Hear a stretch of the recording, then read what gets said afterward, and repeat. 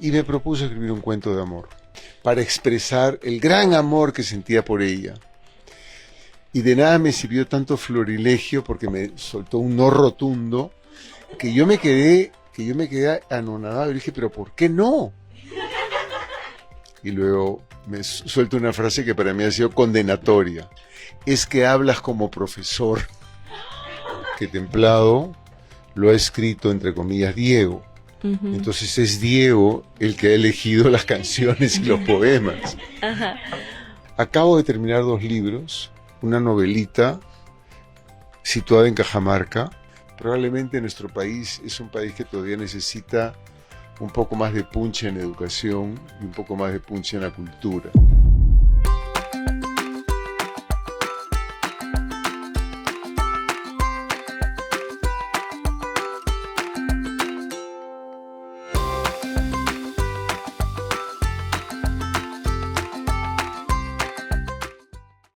Buenas tardes, lectores, lectoras, participantes. Buenas tardes a los que nos siguen en la página de Valle Colorete. Nosotros estamos aquí en la biblioteca Fitecantropus, ¿sí?, del barrio La Balanza, Comas.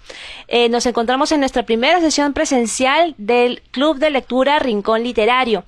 En esta edición se llama Encuentros por la Literatura Peruana, ¿sí?, proyecto ganador de los estímulos económicos del Ministerio de Cultura 2023. ¿Sí?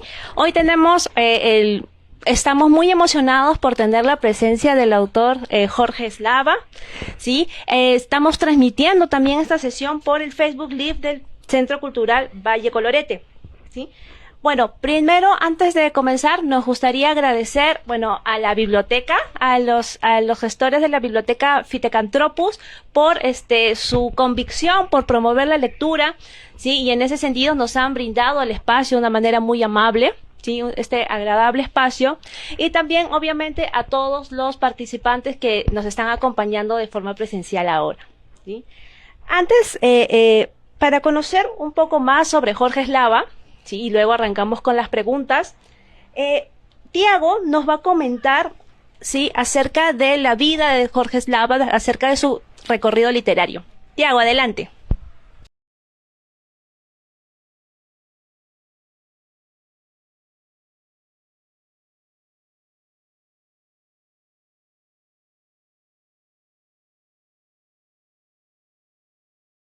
Uno, dos, tres, probando. Doctor en Literatura por la Universidad Nacional Mayor de San Marcos, ha publicado diversos libros de poesía, ensayos y literatura infantil y juvenil. Sobre estos últimos destacan La loca de las bolsas, 1999, Florentino Supercochino, 2002, Templado, 2004 y Sol en la escuela, 2011, entre otros. En la actualidad es docente e investigador de la Universidad de Lima y dirige la revista Lienzo. Muchas gracias. Gracias. Un aplauso para Tiago, un aplauso para el maestro Jorge Eslava también, por favor, por haber venido. Damos una palabra. Hola, muy buenas tardes a quienes están conectados. Sumarme a la gratitud de la biblioteca Fitecantropus. Estoy contento de estar acá rodeado de libros, pero sobre todo de niños y jóvenes. Para eso nos dedicamos a la docencia, creo, para ver estos hermosos frutos. Encantadísimo de estar acá y dispuesto a contestar las inquietudes que tengan ustedes. Muchas gracias, Mirela, porque no ha sido fácil esta comunicación. Yo no uso celular, parece que no usar celular a uno lo coloca no solamente en la posición de un no contactado, sino casi un apestado, ¿no? Como se hablaba así de los leprosos. A disposición de ustedes, de Tiff, Mirela, muchas gracias, y también de quienes están acompañándonos ahora. Gracias. Ya, genial. También que tienes tu micrófono. Yo fui la que te envié. Ya, bueno. Para empezar con la conversación, nos gustaría que Catalina, ¿sí? Nos gustaría que Catalina lea su cita favorita de la novela. ¿Qué tiene Catalina? ¿Cuántos años tiene Catalina? 32. Parece una adolescente. Por eso, perdona, por eso pregunté. Me vas a dar su secreto. Gracias. Mira, si yo sabía que pasaba tu edad de los 20 años, no te preguntaba, pero pareces una adolescente. 32, mamá tiene 37. Bueno, comienza. Hoy metí la pata hasta el fondo. Llamé a Arturo para quedar y no estaba. Contestó su mamá. Me preguntó por qué no han entregado la libreta. ¿La libreta? Y me quedé dudando. Entonces sí la han entregado, me dijo al toque. Le fallé a mi pata. Seguro había pensado esconderla unos días, hasta que pase el tornado de fin de bimestre. Y como quería ir a la reunión de hoy, ¿algún encargo? Me preguntó. Silencio. Dije, vuelvo a llamarlo para... Cuando la mamá me interrumpió para gritarme. Solo les importa salir. Son unos patas de la calle. Y colgó.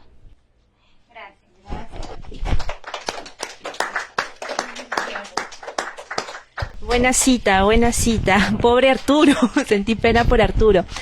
Sí, Jorge, antes de estar en esta sesión presencial, hemos tenido 2 sesiones virtuales donde hemos estado conversando sobre templado, ¿no? Con algunos participantes del club virtual.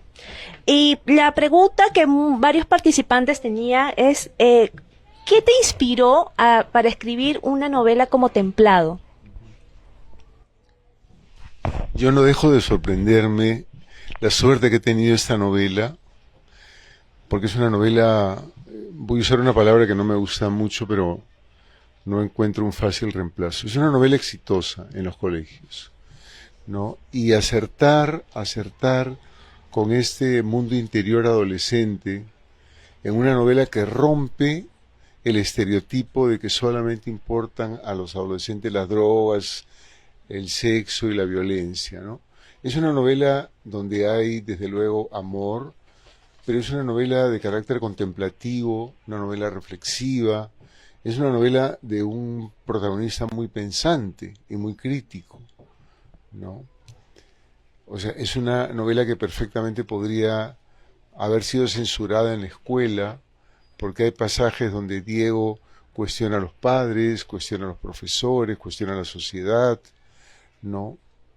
Es una novela incómoda, entonces ahí nace mi incertidumbre, pero también mi felicidad de que la novela haya tenido suerte en las escuelas con los adolescentes, ¿no? Y las adolescentes. ¿Qué me inspiró? Escribí un cuento, quería escribir un cuento de amor, y Templado nace como un cuento. Yo no pienso que el cuento que es un relato corto, sea más fácil de escribir que una novela que es un relato extenso. Más bien los críticos y los escritores más o menos coinciden cuando dicen que más difícil es escribir un cuento corto, porque tienes que concentrar todos los elementos de una manera muy precisa. La novela te permite incluso equivocarte, ¿no? Yo no había escrito una historia de amor. Mis historias hasta ese año que se publica Templado, que es el 2004, por lo tanto este año está cumpliendo 20 años, yo había escrito novelas sobre todo con sentido del humor, ¿no? Florentino el guardador de secretos, La loca de las bolsas, Florentino el supercochino, son novelas que tienen ese corte humorístico. Y yo había tenido un gran maestro, Roald Dahl, y uno lee a Roald Dahl y es inevitable no reírse, ¿no? Entonces, yo que estaba iniciándome en la literatura para niños, gracias a la docencia, pensé que la varita mágica era ponerle mucho humor, ingenio, ¿no? Gracia a la novela. Y me propuse escribir un cuento de amor. Y cuando lo terminé el cuento, se lo leí a mi hija, que en ese momento tenía 13 años. O sea, ya había entrado a la adolescencia, digamos, ¿no? Y le gustó mucho el cuento, y le gustó tanto que me pidió que el cuento lo extendiera. Me dijo: papá, ¿por qué no escribes más sobre esa historia? Podría crecer como tus libros anteriores. O sea, podían tener 80, 100 páginas y no las 15 que tenía en ese momento. Y yo le prometí a mi hija dedicarme un tiempo al texto y ampliarlo. Y como uno debe cumplir lo que promete, ¿no? Uno debe honrar su palabra. Cuando yo le dije: le voy a hacer con toda seguridad antes que termine la escuela. Y ella estaba, creo, entrando a cuarto de media. Tendría tal vez 15 años o 14. Y el último año, recuerdo las vacaciones en un verano, me dijo: papá, por si acaso termino el próximo año, cosa que yo tenía muy presente, pero acuérdate que tienes que terminar la novela que me has prometido. Entonces, ese semestre, como yo estaba tan desvinculado del trato de adolescente, yo había trabajado durante casi 20 años en diversos colegios, pero ya estaba en la universidad enseñando jóvenes con mayor edad. Y la única forma honesta que yo encontraba de escribir una historia de mayor extensión y tal vez de más profundidad, que estuviera bien vinculada, bien conectada al mundo adolescente, me exigía recuperar esa atmósfera de la adolescencia, ¿no? No lo podía hacer solo, yo estoy demasiado lejos de la adolescencia, pero podía hacerlo a través del profesorado. Entonces busqué a un gran amigo, un queridísimo amigo, que dirigía un colegio en los Reyes Rojos, y él se llamó Constantino Carballo, y le dije: Constantino, permíteme enseñar durante unos meses en el colegio, tercero, cuarto y quinto de secundaria.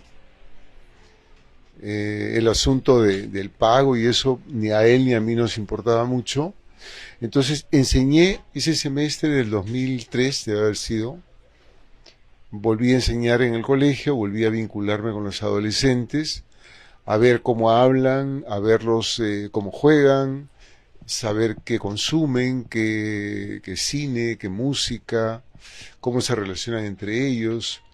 Todas estas redes, ese tejido de relaciones que establecen los jóvenes entre ellos, ¿no? Y yo iba casi de espía a observar en el colegio eso, ¿no? Entonces terminó ese semestre y en las vacaciones, en 2 o 3 semanas, de una manera febril, terminé la novela. Así fue. Bueno, ¿ah? Febril, no en abril. Febril. Buena Febril, corrección. porque afiebradamente escribí la novela, Afiebradamente. porque la escribí en 2 o 3 semanas, un tiempo muy breve, ¿no?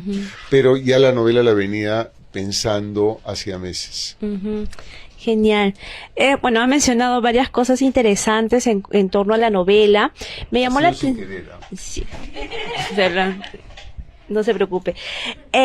Sobre el tema de la ruptura de estereotipos, me hizo recordar un comentario de los participantes de la sesión virtual en el que decían: pero no, Diego no parece un alumno de secundaria, parece que fuera un alumno de universidad o alguien que tuviera más formación académica, porque conoce muchas cosas, era muy pensante, se cuestionaba a sí mismo y cuestionaba a otros también. También tenía mucho interés por aprender la literatura, de aprender sobre la literatura, y aprendía muy rápido, ¿no?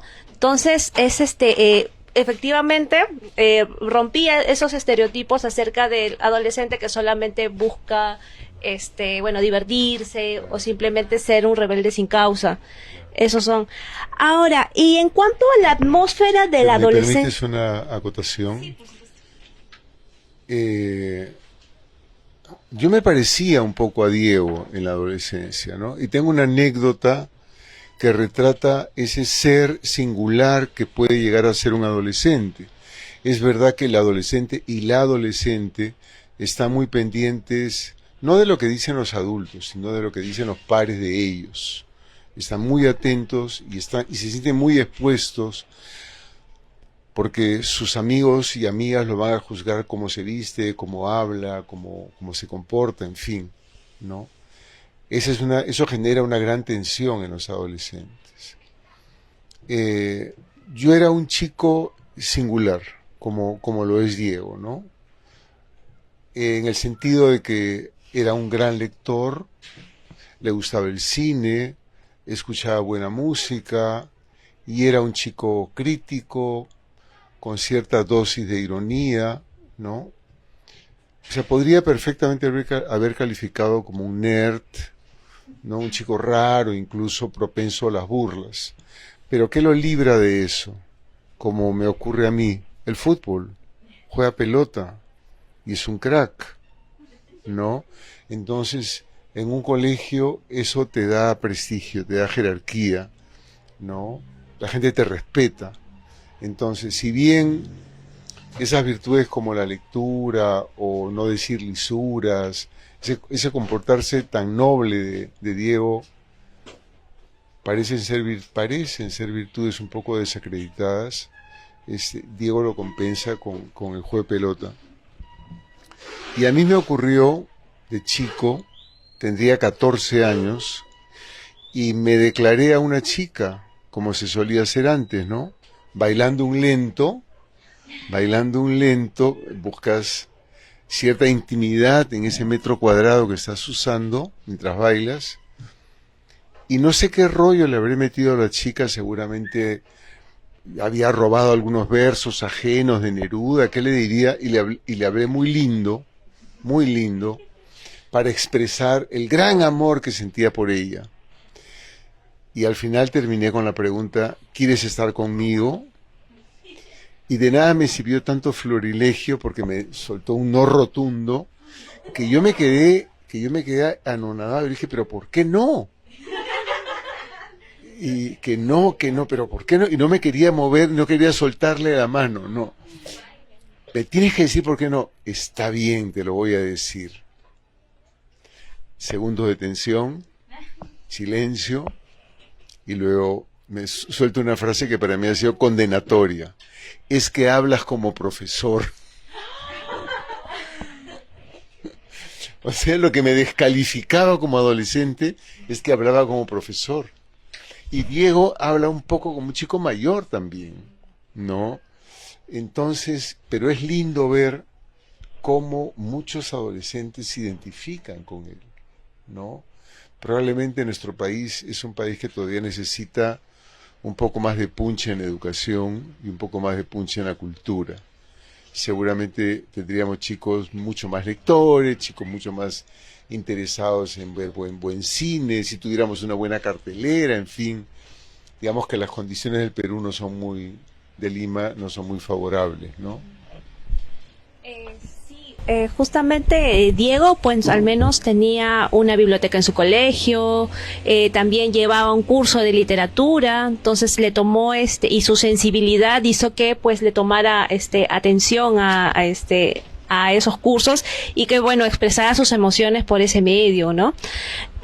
Ahora la anécdota que acaba de contar me hizo recordar al pasaje de Sophie y Diego bailando, de su primera novia, donde estaban bailando y bueno, los empujaron básicamente a estar, ¿no? Y ahí, bueno, justamente con los participantes estábamos comentando, pues cómo Diego en realidad no estaba muy convencido, pero la aprobación de los pares era muy importante para él, ¿no?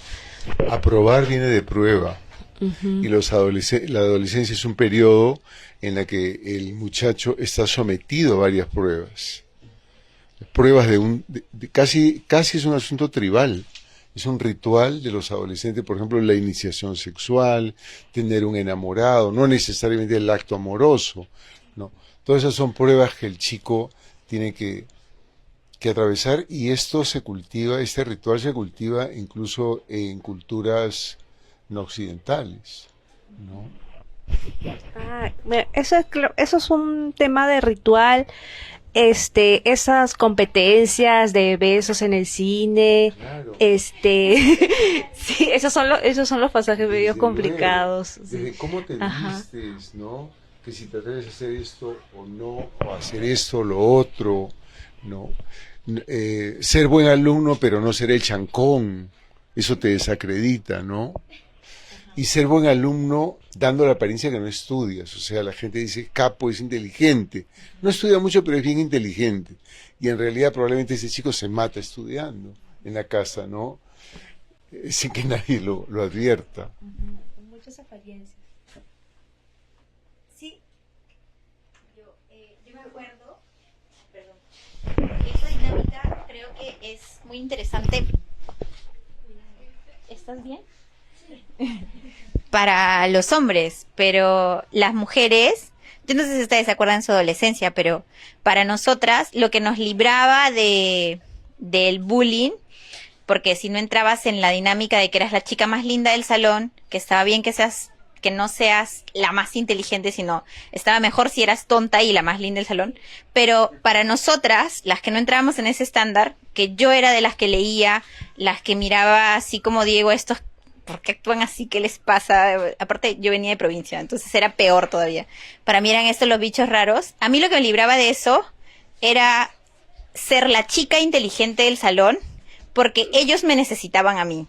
Entonces, que la dinámica es distinta con una mujer, ¿no? Entonces, a ti no te podían hacer eso porque tú ayudabas a que ellos avanzaran, copiaran, no repitieran el año, ¿no? Entonces, así es negocio. Yo hacía las tareas y cobraba. Tú también, sí. Sí, entonces me parece que cuando yo leí Templado, que lo leí en la escuela, cuando era adolescente además, sí, no tengo tantos años. Entonces, pero me pareció, yo decía, claro, yo me siento como él, porque yo no entraría al concurso de los besos, pero a la vez es como, si no los veo, si no estoy ahí, simplemente no tienes ningún amigo más que las otras chicas que finalmente, y los chicos no te miran, ¿no? Entonces, esto de pensar en la adolescencia como pruebas, es doloroso porque llegas y la universidad todavía no se acaba y sigues hacia adelante y la vida adulta sigue llena de pruebas. Entonces es como vivir un mundo en el que ser como somos, finalmente solamente en eventos como estos somos cool, ¿no? Pero después es complejo, pero encontrarte en un texto con un personaje que se parece a ti siempre te da como un alivio, ¿no? Así como, bueno, no estamos tan mal, ¿no? No sé si les pasa a ustedes que somos la mayoría chicas cuando leyeron el libro o cuando tuvieron su adolescencia, ¿no? Eso quería contar aquí. Muchas gracias. Aplausos, sí. Bien merecidos por la confesión. El periodo de la adolescencia es un periodo tortuoso, ¿no? Y los padres y muchas veces los profesores no advierten eso. Y le machacan al chico que no haces nada, que estás mirando el techo, no saben la necesidad que tiene ese chico de mirar el techo. O sea, a veces encuentras el destino en el techo, en las manchas de humedad, ¿no? Esos lamparones del techo te sirven, te iluminan el camino. En una novela donde no tengo como protagonista a Diego, sino a una chica que se llama Sol, que es un personaje que a mí me gusta mucho. Sol repara que en el colegio las chicas están sometidas a estas pruebas, por ejemplo, ¿quién se atreve a llevar la falda más alta? ¿No? ¿Quién es la primera en tener un enamorado? ¿A quién le viene primero la menstruación? ¿No? Eso te da o te quita puntos, ¿no? Entonces, ¿cómo se van ganando jerarquías con esas pruebas, ¿no? Por eso generan tanta angustia en los jóvenes, ¿no? Sí, justamente lo que acaba de decir es muy importante. Significa atravesar muchas pruebas, lo tortuoso. Y sí, justamente cuando yo leía Templado, recordaba las pruebas que había tenido que pasar de adolescente, pero como chica, ¿no? Nuestras experiencias son diferentes, como dice Isbel. ¿no? Son otras dinámicas, tienes que seguir otros estándares de belleza esta vez. Entonces, si es que no cumples esos estándares, pues quizás tendrías que hacer otras cosas, cerca del talento, tener otro talento, ¿no? Y ahora con las redes sociales. Pobre Diego si hubiera tenido Instagram. TikTok. Ahora lo vamos a conocer al Diego unos años más tarde. Porque les tengo una sorpresita. Ya.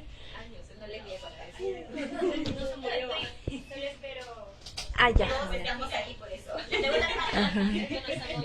Sí. Yo dije que iba a ver la continuación de Templado y la gente. Ya, todos se alborotaron. Ahora, le quería preguntar acerca de las inscripciones del texto. O sea, las manchas, las inscripciones, ¿eso le sirvió para crear esa atmósfera de la adolescencia que usted dice? Y una de las chicas de Valle Colorete, sí, quería saber si las manchas que aparecen al final de la novela son de café, sangre o lágrimas o Coca-Cola. Pero puede ser de Coca-Cola, pero nosotros pensamos café, sangre o lágrimas. Muy dramático. Primero, yo diría que recordemos que el argumento de la novela es la del descubrimiento, el encuentro de un documento, ¿no?, que parece haber sido abandonado en la biblioteca, ¿no? Entonces se descubre ese documento y luego se publica. Pero el documento no ha sido escrito para ser publicado. El documento ha sido escrito como un testimonio personal, confesional, íntimo, para sí mismo, para Diego, tal vez para Vanessa, y punto. Ahí se cerraba el círculo de su difusión. Pero para que el lector creyera que se trataba de un documento, había que reproducirlo casi facsimilarmente, ¿no? Y Diego iba escribiendo sin la voluntad de publicar. Entonces, cuando nosotros estamos escribiendo no profesionalmente, tú haces anotaciones al borde, como, observen, ¿no? Haces anotaciones en los márgenes, haces dibujitos. ¿Qué hacemos cuando nos aburre una clase? ¿No? Las manos están inquietas y estamos haciendo, ¿no?, dibujitos, a veces jugando Michi con uno mismo, en fin. Yo recuerdo que hacíamos los dibujos animados en las esquinas de los cuadernos, ¿no? Entonces yo quería deslizar o transmitir esa sensación de que estamos frente a un documento que no ha sido elaborado para la publicación, sino que ha sido descubierto sorpresivamente y llevado tal cual a la imprenta para que se publique de manera como fue concebido y escrito, ¿no? No pensado para la publicación. Y las manchas, como todas las otras marcas, van creando una atmósfera en la novela, ¿no? Por ejemplo, que él se haga un autorretrato, uno puede pensar en que es un poco narcisista, ¿no? Se hace más de un autorretrato, me parece, Diego, y el narcisismo nace de un personaje mitológico que es Narciso, que es un adolescente que se contempla a sí mismo, contempla su belleza. ¿Cuántas horas se pasa uno en el espejo con ese adolescente? ¿Cuántas horas se contempla uno? Y ahora, como dijiste hace un momento, Mirela, con las redes, te hace cientos de fotos, ¿no? Hay una especie de sorpresa de lo que está pasando con tu cuerpo, de lo que está pasando con tu cara, de lo que eres capaz de hacer en una fotografía con poses un poco atrevidas, ¿no? Usando prendas que probablemente con ellas no saldrías a la calle, pero te puedes hacer una foto, ¿no? Entonces, todas esas marcas del libro tienen el propósito de crear una atmósfera que acompaña al argumento. Y el argumento nos conduce a un final aparentemente trágico. El final de la novela parece ser trágico. Entonces, para que el lector se lo creyera, que Diego había sido capaz de cortarse las venas o algo así. Entonces dejo esas manchas chorreadas en las hojas, pero son una provocación para el lector, para que el lector, para que unos digan, bueno, es mancha de café, otros digan, no, a lo mejor es semen, o es sangre, o es, ¿no? Es decir, es un libro bastante poliédrico, ¿no? Que tiene un montón de aristas por donde se puede entrar, ¿no? Y se puede entrar a partir de los 14, 15 años, y también los adultos lo leen con otros ojos, ¿no? Porque ven un chico solitario, ven un chico desamparado. Diego es un chico desamparado, y tal vez hasta traicionado por su padre. O sea, es el Edipo al revés. Lo que sí fue muy controversial el final y todo este tema de Diego con su papá y la posible traición. Usted dice tal vez, y ese tal vez es importante, porque, conversando con los participantes, realmente algunos de ellos no estaban seguros si es que ha habido traición o todo parte de una mala interpretación de Diego, ¿no? Porque solamente interpretó que hubo traición cuando vio ese reloj encima del pupitre de Vanessa, ¿no? Y ahí rápidamente asumió esa traición y la tomó como verdadera y cayó en una depresión, ¿no? Ahora, también antes pudo haber habido un par de indicios más. Claro, y ahí veo que, nosotros estábamos conversando que puede haber, o sea, usted le exige un poquito más al lector, ¿no? O sea, hace que el lector suponga, que el lector no sepa, que un lector asuma una posición y el otro lector no, pero no, quizás se lo ha Mireia, ha habido traición. Esa exigencia al lector supone el respeto que le tengo al lector. Uh-huh. Yo quiero que el lector juegue conmigo una especie de partida, estamos resolviendo un teorema, él y yo. Entonces, si yo estoy poniendo tiempo, energía, reflexión, conocimientos, lo mínimo que puedo pedir a mi interlocutor es también que ponga lo mismo, que ponga lo suyo, ¿no? Y así nos entendemos, estamos entre pares después de todo. El lector y el autor en ese circuito literario es lo único que tienen entidad humana, porque todo lo demás, toda esta burbuja que es la novela, es algo completamente volátil, porque es la creación de un mundo a través de palabras, es puramente simbólico. Entonces, solamente son seres humanos, el autor y el lector. Y un autor que a mí me guste, que considero responsable, es el autor que respeta a su lector, porque es el otro, su igual. Ah, qué bonito. Sí, en la novela, a pesar de que trata sobre adolescentes, hay citas de Becker, de Neruda, hay alusiones a poetas como Chirinos, ¿no?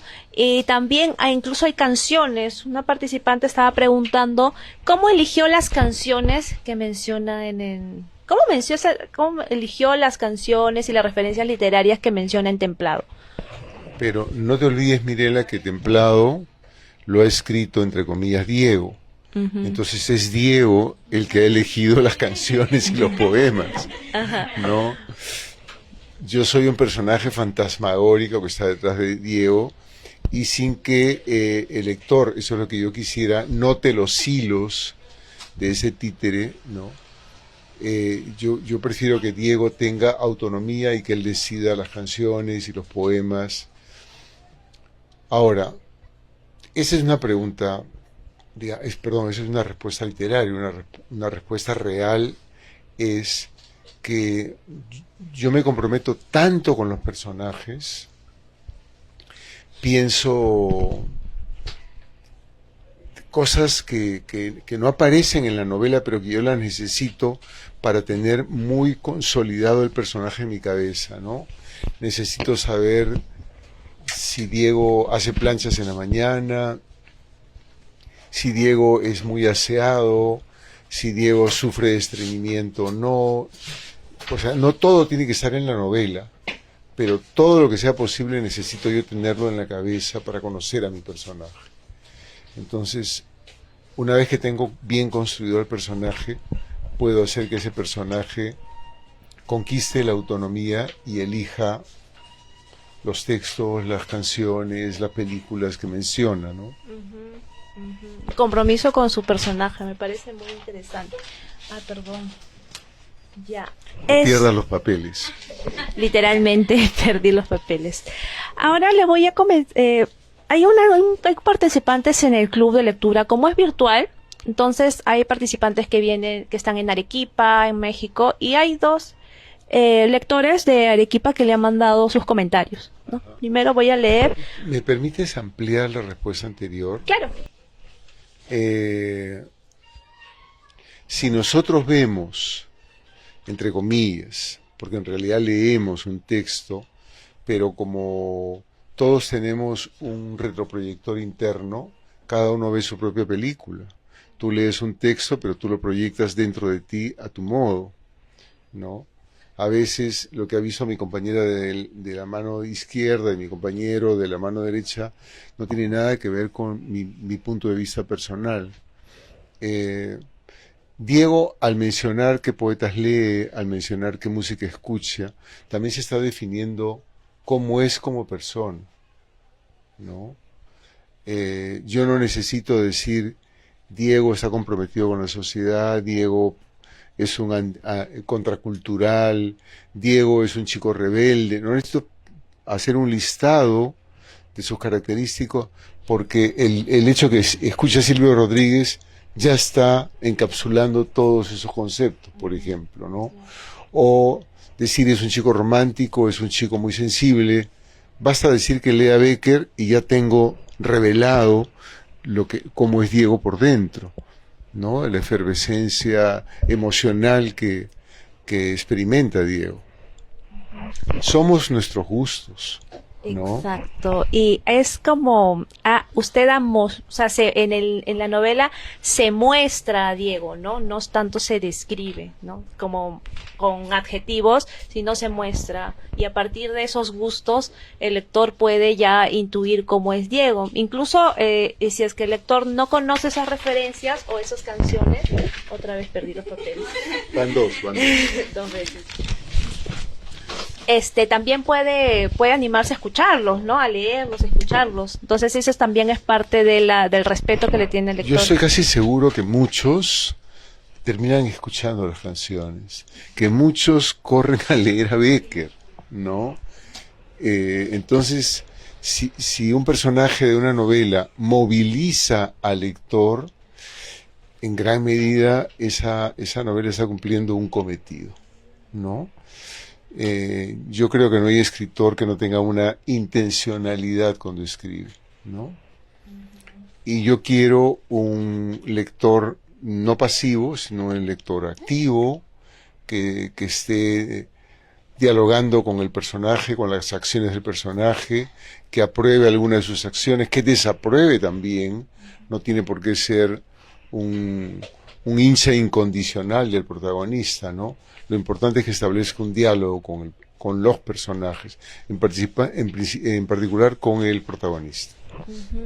Ese término, una novela que movilice a los lectores, me parece muy potente, ¿no? Porque no solamente están recibiendo una historia, sino están ellos, bueno, buscando más ya sea música, literatura, que le haga también ver con ampliar su mirada, ¿no? Acerca de lo que les puede pasar a ellos mismos, ¿no? Como nosotros, que en mi caso me hizo recordar mi adolescencia, es lo que no lo tenía presente.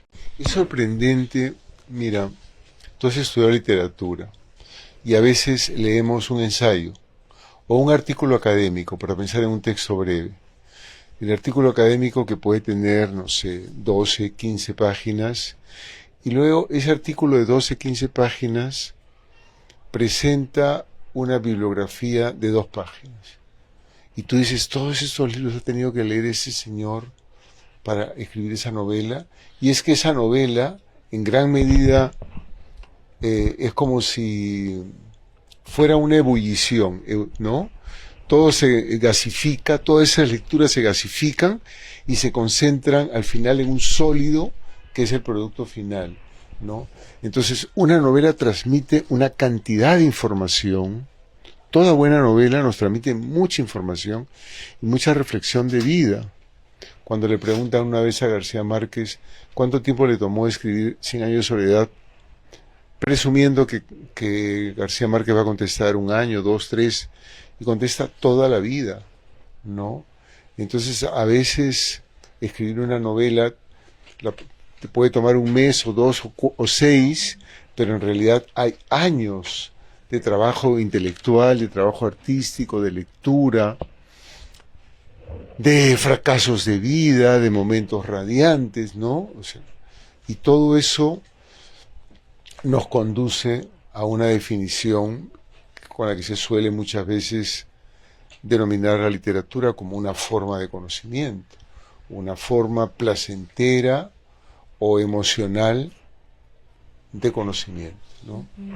En el caso de la novela Templado es una forma muy placentera, ¿no? Porque, bueno, creo que la mayoría... Pero sufres también como personaje. Definitivamente, bueno, parte de la exigencia del lector es hacerlo sufrir, porque al menos en la primera decepción que tuvo con Lorena, realmente empatizas con Diego y con todo lo que está sufriendo, ¿no? Y es una prueba que tienen los adolescentes de empezar a vivir, ¿no? De sentir, tener amores, decepciones y con muy poca experiencia de vida, ¿no? Ellos están aprendiendo todavía a manejarse en esas situaciones y bueno, y uno también, y uno por eso sufre con Diego, ¿no? Con todo lo que le pasa, con el... No le han crecido suficiente las alas y ya tienen que echar a volar, ¿no? Este compromiso de ser adultos es un desafío muy grande cuando no se ha dejado de ser niño. Entonces, estar en esa pugna de todavía te provoca. Yo recuerdo que mi hijo menor se escondía para jugar con sus muñecas de muñeco de la infancia cuando él tenía 13 años y había crecido de una manera descomunal. Entonces, él se veía grandote y le avergonzaba. La vergüenza, por ejemplo, es una manifestación clarísima de crecimiento, ¿no? El chico que hasta ayer nomás se bañaba con su mamá y de la noche a la mañana ya no quiere mostrar su cuerpo a la madre, ¿no? Que nos remite a la vergüenza incluso de la Biblia, el pecado original. Interesante. La vergüenza que está presente en los adolescentes. Ajá. Que claro, no dicen vergüenza, pero roche es una de las palabras que más usan los adolescentes. Me da roche, ¿no? ¡Qué roche! Claro. Qué roche. Así, eso dijo Diego, ¿no? Qué roche con varias R's. Sí. sí, de acuerdo. Tiene sentido del humor, Diego. Tiene sentido del humor. De algún tipo. Sí. Irónico. De algún tipo. Sí. Ahora, quería leerle un comentario de dos participantes arequipeños, una mujer y un hombre. Primero, bueno, ella es una participante anónima, no quiere decir su nombre, pero dice, le leo la cita. Aunque ya no soy adolescente, su novela hizo eso precisamente, hacerme recordar mi adolescencia. En parte por las referencias musicales, por la jerga de esos años y por otra parte por la carga emocional de esa época de la vida y sobre todo los primeros amores. Me gustó mucho el formato, un diario es algo bastante personal y da la visión desde un único punto de vista. Por eso creo que algunas cosas no me quedaron claras porque mi carácter es distinto o porque no entendí completamente al personaje, lo cual es normal. La parte que no quedó clara para mí es sobre sus conclusiones finales con respecto a su padre y la chica. Hay algunos indicios en el prefacio que indicarían que hubo algo, por eso se retiró del colegio y no pidieron certificados y la chica nunca quiso hablar del tema. Sé que se dejan cosas para la libre interpretación, pero me gustaría saber un poco más sobre esa parte final. Felicitaciones por la obra y también me gustaría saber en qué obra está trabajando ahora. Ya le dio más.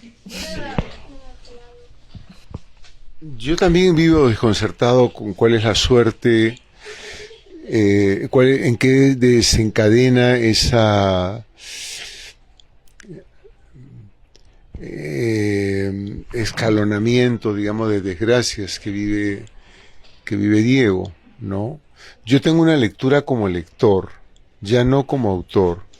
Como autor tuve la posibilidad de escribir un libro, y una vez que uno le pone punto final al libro y lo manda a la imprenta, hay un proceso que toma un par de meses normalmente, en el que el libro está en proceso de edición, ¿no?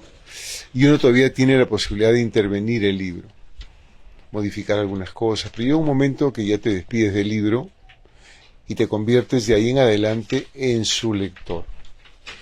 Entonces, yo no sé si te interesa conocer, o si a nuestros amigos les interesa conocer, cuál es mi lectura de lo que pasa en la novela. Por favor. ¿Sí?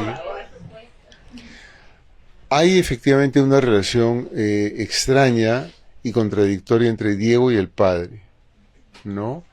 Diego en algún momento advierte que ese trabajo que tiene el padre, tan sosegado y parsimonioso, de reparar relojes, se parece de alguna manera al trabajo contemplativo de la creación literaria.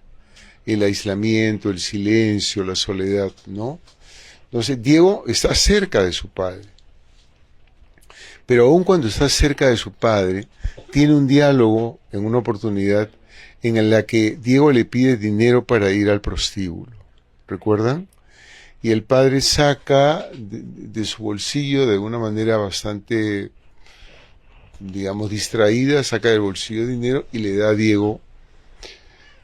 Yo no conozco muchas, salvo una, no conozco ningún caso de un padre que le dé fácilmente dinero a su hijo para que vaya al prostíbulo. Sin embargo, hay un diálogo con el padre. Y al día siguiente o subsiguiente que Diego retoma el libro, él dice, casi textualmente, el diálogo anterior no es verdadero, es solo inventado. ¿Qué pasaría, pregunto, si a partir de ese descubrimiento de Diego, de que en realidad él ha venido escribiendo él ha venido escribiendo un diario, y de pronto da un giro el diario, y se convierte en una novela? Y Diego es consciente de que por fin está escribiendo algo diferente a sí mismo. Algo que no es real. Verosímil sí, porque el que lee el diálogo se la cree. El que luego niega ese diálogo es Diego. Entonces yo creo que hay un punto de inflexión en la novela y Diego empieza a novelar, ¿no? Empieza el arte del fingimiento. Yo voy a mentir. En este libro les he hecho creer a mis lectores que todo lo que cuento es verdad, ha sido verdad hasta acá. Pero a partir de este punto, en que ya probé la ingenuidad de mi lector, a partir de este punto voy a empezar a fingir, ¿no? Y escribe algo simplemente para mofarse, amablemente diría yo, porque Diego es burlón. Diego sabe que es un chico sabiondo, que es un chico capaz, lo sabe, y mira a todos un poco por sobre el hombro. Claro que ha sufrido con Lorena, pero se ha recompuesto y ahora se burla de casi de todo, ¿no? Y por lo menos ahora que lo he leído a Diego algunos años más adelante, puedo comprobar que Diego ha seguido siendo más burlón que antes, y más irónico, ¿no? ¿En qué novela estoy? ¿O en qué proyecto estoy? Acabo de terminar 2 libros, una novelita situada en Cajamarca, ¿sí? Es una novela que tiene como protagonista una niña y que nos permite conocer la cantidad de experiencias en una zona rural, ¿no? Sí, está ambientada en una zona rural. Y hace 1 año y medio publiqué un poemario titulado Gymnasium, que es un homenaje al deporte. Y lo escribí en condiciones bien tristes porque había sido operado de la vista, había perdido casi la visión de un ojo por un desprendimiento de retina, tuve un postoperatorio muy largo y no pude ir al gimnasio durante ese tiempo. Y yo soy un deportista obsesivo. Entonces, en esas condiciones escribo ese libro, que tenía dos partes, entrenamiento y fatiga. Ahora he agregado una sección más y tenemos entrenamiento, fatiga y reposo. Y ese libro aparece en julio o agosto, el poemario. De la novela no sé, ¿no? No sé cuándo aparecerá. Voy a empezar a escribir una novela que me tiene muy tenso porque todavía no lo he empezado. Yo normalmente escribo en tiempos muy breves, escribo como inundado por una ráfaga, pero llevo la novela en mi cabeza semanas o meses, escribiéndola, corrigiéndola, ¿no? Literariamente es eso lo que tengo que escribir, ¿no? Sí, ese libro que se llama El deseo de estar solo. Me parece tristísimo el título. El deseo de estar solo. Sí, es muy triste, pero llama la atención. Por ejemplo, yo quiero leerlo solamente. Pero también podría ser apaciguador. Creo que la soledad no necesariamente tiene que ser triste. A veces No, tu soledad es estar contigo mismo. Conmigo y mi fantasía suelo entretenerme tanto que es mi predilecto encanto vivir en su compañía. Sí, Blas Pascal decía una frase no muy famosa, que en gran medida la desgracia humana nace de la incapacidad del ser humano por estar solo. Yo disfruto mi soledad, ¿no? Pero te conviertes en un marciano, porque no es que quieras estar solo cuando estás viejo, sino de que eres chico.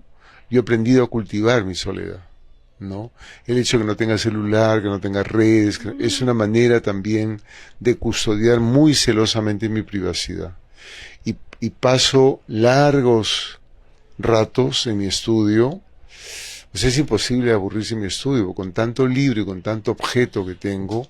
Colecciono juguetes, entonces no me aburro para nada. Y el juguete mayor ahora, que es navegar, o sea, no tienes ninguna chance no tienes derecho a aburrirte, ¿no? Pero hay gente que se aburre.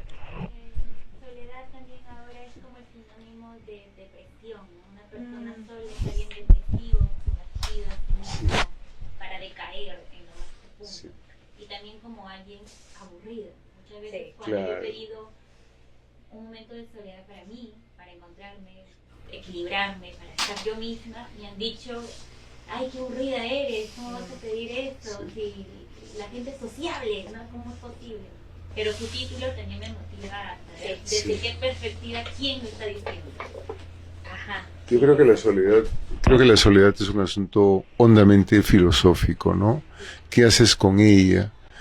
Es como la tecnología en sí, está muy bien si la usas bien, ¿no? Ningún creador, y si nos salimos un poquito de la literatura, ningún inventor, ningún pensador ha producido reñido con la soledad, sino al contrario, ¿no? En complicidad con la soledad. La soledad es la compañía indispensable para la reflexión, para la creación y para el conocimiento de sí mismo. Y a veces la gente se siente sola sin su teléfono, ¿no? Sin las redes sociales. Se siente solo. Está nerviosísimo. Sí. Yo disfruto, o sea, creo que es algo adquirido. Cuando era niña tenía mucho campo, mucho tiempo de crear en mi mente. Y me acuerdo que me tocaba ir a juntar leña acompañada, pero sola, digamos, ¿no? Porque no es que me venían conversando ni caminando. Y me gustaba mucho mientras recogía monte, ir creando y las mil posibilidades. Entonces es un ejercicio que creo que es nuestro, pero que las grandes ciudades, todas las mil distracciones y las mil situaciones que pasan, nos las van quitando, ¿no? Como la carpeta vacía, no sé si la han leído. Sí. En la carpeta vacía La niña cuando va a pastorear, se entretiene con las flores, con la vegetación. Es que nosotros urbanos miramos por la ventana y vemos cables, vemos concreto, vemos ladrillo, vemos edificios y vemos un cielo gris. En realidad el paisaje que nos ofrece la ventana en la urbe de Lima es desolador, ¿no? Pero tú te asomas en una casa de campo de adobe, te asomas a la ventana y tienes los animales que son casi tus hermanos, ¿no?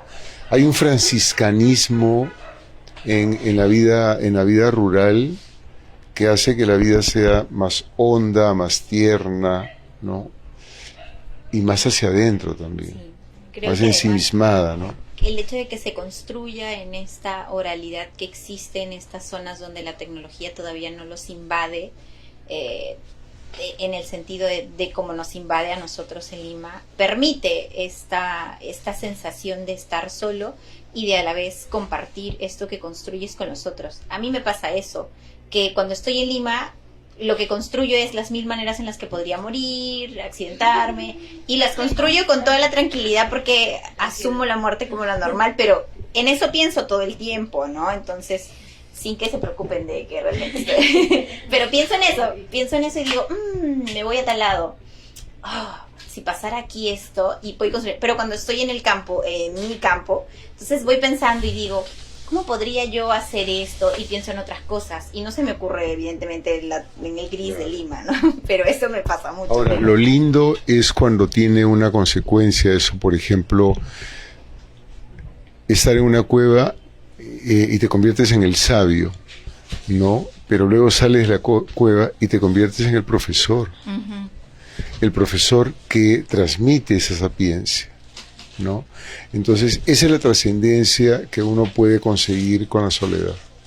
O sea, no guardártelo, ¿no?, severamente contigo, sino después eso lo compartes. Y eso te produce una felicidad que mucha gente no entiende. Porque es una felicidad que se instala en otro, no sé en qué lado del corazón, pero que no tiene que ver con lo frívolo, ni con lo superficial, ni siquiera con el reconocimiento. ¿No? Bueno, estaremos atentos a la publicación de ese nuevo libro y de ese... No he escrito una sola línea hasta ahora. Pero tal vez le hace falta ir a Cajamarca, volver a inspirarse en el campo, porque el personaje es de allá, yo creo. Pensar en eso. La Lima gris no lo está inspirando. No. El único ruido que hay en Cajamarca son de las vacas o de las aves. La mototeca lo llama. Ya. El segundo comentario. Buen día, Jorge. Mi nombre es Richard y le escribo desde Arequipa. Soy padre de un adolescente de 11 años a la cual le gustan sus cuentos. El último que leímos fue La loca de las bolsas. A la par, yo estoy leyendo Templado con el club. ¿Cómo selecciona los temas para sus escritos? ¿Son experiencias propias ficcionadas como el protagonista de Templado? ¿O escoge un tema en particular y crea una historia como parece que fuera en La loca de las bolsas? ¿Y las alucinaciones por la fiebre del protagonista? En gran medida, muchas de las novelitas que he escrito tienen un origen familiar, ¿no? Sobre todo en el primer periodo. Yo creo que hay un momento en que yo empiezo a meter mi literatura infantil mucho en el campo político y social, ¿no? Digamos, eso ha ocurrido hace 20 años. Pero los primeros 10 años, digamos, que empecé a publicar para niños, me interesaba el humor. Y escribí una novela para mi padre, Florentino, el guardador de secretos, y Florentino era el segundo nombre de mi padre, Jorge Florentino. Entonces mi mamá se quedó muy picona y me dijo, ¿le has escrito a tu papá y a mí no? Entonces yo le dije a mi mamá, espérate un momentito, no te apresures, que ya viene lo tuyo. Y escribo La loca de las bolsas.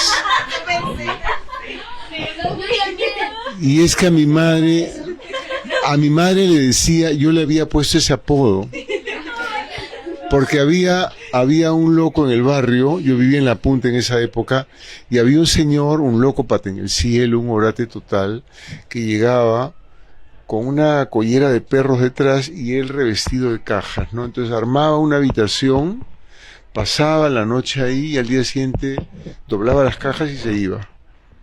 Y al día siguiente también a la caída del sol aparecía y rearmaba su casa. Y le decíamos en el barrio el loco de las cajas, ¿no? Y mi madre, que es una señora muy querendona, que siempre que sale a visitar a los parientes lleva un montón de bolsas porque tienen cargos, que remendar los pantalones, que llevar bizcochos, ¿no? Siempre tiene muchas cosas que hacer. Yo le dije, mamá, te van a terminar llamando la loca de las bolsas. Y se quedó con la loca de las bolsas y ahí nace la idea de escribir esta novela, que es una novela casi gótica, de terror, ¿no? Pero llega un momento también que digo, no, hay asuntos urgentes ahora que abordar. Volvemos con la pregunta del papá, me parece, de Piura. Sí, ¿no? de Arequipa. De Arequipa. ¿Cómo selecciona Insisto sus con temas? Piura. Hay un momento en que decido buscar temas, proponerme, casi te diría el trabajo de un arquitecto, ¿no? Diseñar un plan de trabajo de largo aliento que me permita abordar algunos temas que a mí me preocupan y a veces me subvierten, como por ejemplo el maltrato del medio ambiente, desde la basura hasta la contaminación visual o auditiva. O sea, a mí me molestan los claxon y tengo derecho a reclamar que la gente no toque claxon. Me molesta que bajen la ventanilla de un camionetón y que arrojen la bolsa de papas fritas que están comiendo, ¿no? O lo que pasa con el mar, en fin. Entonces escribo la saga del Capitán Centello y al final de la saga anuncio la continuación para abordar 3 temas que tienen que ver con el subdesarrollo del país, ¿no? La desnutrición infantil, ahora la cantidad de anemia, ha salido un informe hace poco, ¿no? La anemia y el sobrepeso infantiles no hacen sino revelar la mala alimentación que tienen nuestros niños. O sea, la pobreza extrema es un problema serio, la desnutrición es un problema serio que mata a niños, ¿no? Y un tercer problema es el analfabetismo. Tal vez hemos logrado erradicarlo en gran medida, un analfabetismo, pero sí persiste el analfabetismo funcional, ¿no? Entonces yo creo que el Capitán Centella me dio a mí como el talán, ¿no? La campanada de que tenía que cambiar la manera de hacer literatura infantil. Y luego algún tiempo después, hacer, hemos mencionado acá 2 títulos, La Casa Oscura y La Carpeta Vacía.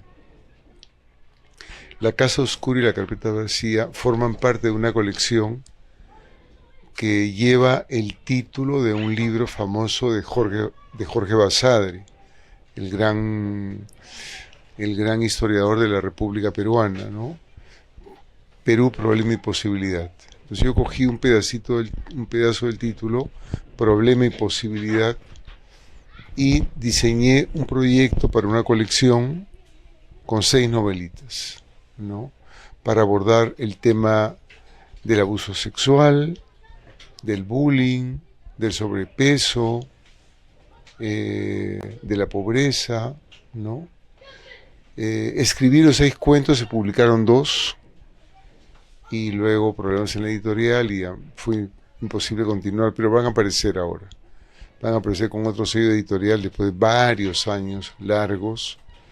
Entonces, ahí toco problemas muy, muy sensibles de la sociedad, ¿no? Entonces, definitivamente hay un sesgo de carácter sociológico en la elección de mis temas. Son Teológico, qué interesante. Y es interesante que también se puede abordar esos temas tan amplios, tan importantes, tan urgentes, de una forma literaria, ¿no? Y de una manera tan placentera, divertida como usted lo hace, ¿no? Y también profunda. Ahora, bueno, ya hemos estado escuchando interesantes comentarios. Quisiéramos saber si el público tiene preguntas. ¿Cómo no? Preguntas, comentarios, algo que le quisieran decir al maestro. Yo tengo una pregunta. Ven, Creo que porque el ven, otro está Leslie. atorado atrás. Anda al frente. Aquí, más cerca. Justo estábamos conversando en el receso y contemplábamos justo lo importante que la ilustración también complementa al título, y nos gustaría, soy la voz de con quienes estábamos conversando, el significado, qué tanto aporta, si él es el personaje principal, cómo juega con el lector, el sentido de que es como las barajas, que parece el Joker, que está de cabeza, pero también no está de cabeza, está sostenido en una cuerda, que tiene un segundo significado, tal vez, un sobretexto o un subtexto que trata de decir de que está templado, o así es como se siente cuando alguien está templado. Entonces, colgado, sin escapatoria, pero es que él está no con los pies en la tierra, está sostenido con una cuerda, pero tampoco ha perdido la cabeza, ¿no? Entonces, ni realmente está del todo colgado. Entonces, qué maravilloso es la ilustración. Me gustaría consultar que si... A medida que has estado describiendo la carátula, yo he ido poniendo check, check, check a cada una de tus enumeraciones. Es verdad todo lo que tú dices, con lo cual podríamos concluir que soy un metiche, porque mi labor es escribir un libro y no necesariamente escribir e ilustrarlo, y además exigir de alguna manera que la editorial haga la carátula que yo quiero, ¿no? Yo llevé la carátula y en casi todos los libros tengo una participación, en casi todos. En La Candela Toda no, por ejemplo, ¿no? En La Candela no, ahí no tuve ninguna participación en la gráfica, pero normalmente sí. A veces desde la elección del ilustrador o la ilustradora o la elección de la carátula, ¿no? Entonces, efectivamente es una carta del tarot, ¿no? De la baraja de cartas, que es el colgado, esa palabra significa el colgado, y es una persona que casi ha perdido la cabeza por amor, ¿no? Que se ha colgado, pero no del cuello, porque él es demasiado burlón para tomarse las cosas en serio, ¿no? Entonces se cuelga del pie, que es la parte del cuerpo probablemente que menos bola le damos, ¿no? Al pie. Es como si su tobillo fuera su cuello, digamos, ¿no? Y él está con una cara de placidez y medio sonriente incluso, o sea, no sé si está sufriendo, yo creo que no. Sí, ¿no? Está como esperando la reacción ¿no? Como quien espera así la opinión de los lectores, ¿no? Incluso vestido de un modo particular que no tiene que ver con un vestuario de la moda, porque a Diego no le importa mucho la ropa, creo. ¿Perdona? O como un adolescente. Sí, un adolescente contracultural, digamos, ¿no? No, él quiere dar la contra en todo, ¿no? Y ahora, va a salir un libro, si no ha salido ya, es posible que ya esté impreso, y en el libro, como les interesaba muchísimo a los editores, más que a mí, que el lector estuviera advertido que se trataba de la continuación de Templado. Ya salió, creo, ya está impreso. Y yo me he empeñado en advertirle a los editores, y también les digo a ustedes, no se trata de la continuación de Templado, pero sí se trata de reencontrarnos con Diego. O sea, ese libro que Diego escribe renegando de ese bodrio romántico que escribió y que él no, bodrio romántico le llama, y que él no autorizó. Él está avergonzadísimo, muerto de roche, de que se haya publicado Templado.